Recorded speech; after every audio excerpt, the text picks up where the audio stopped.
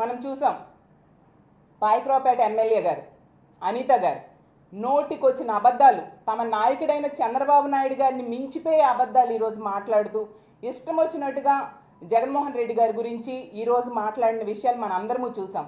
దాన్ని మేము తీవ్రంగా ఖండిస్తూ ఉన్నాం. ఆవిడ జగనన్న గురించి మాట్లాడిన మాటలు చూస్తే సభ్య సమాజం సిగ్గుపడుతూ ఉంది. అరే అంట, జగనన్న ఏమైనా ఈవిడికి ఫ్రెండా, తమ్ముడా, అన్న, కొడుక? అరే ఏంటి? ఒక మాజీ ముఖ్యమంత్రి గారిని పట్టుకొని అరే ఏంటి?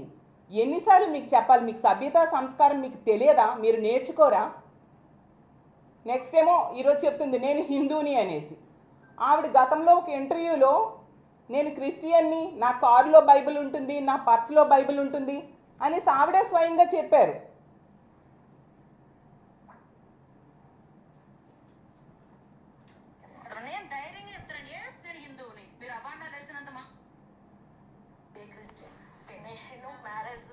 ఇప్పటికీ కూడా నా బ్యాగ్లో బైబిల్ ఉంటుంది, నా కార్లో బైబిల్ ఉంటుంది, బైబిల్ లేకుండా బయటకి వెళ్తాను. నేను ధైర్యంగా చెప్తున్నాను, నేను హిందువుని. మీరు అబాండాలు వేసినంత మాత్రం నేనే వెంకటేశ్వర స్వామికి దూరం అయిపోలేదు కదా.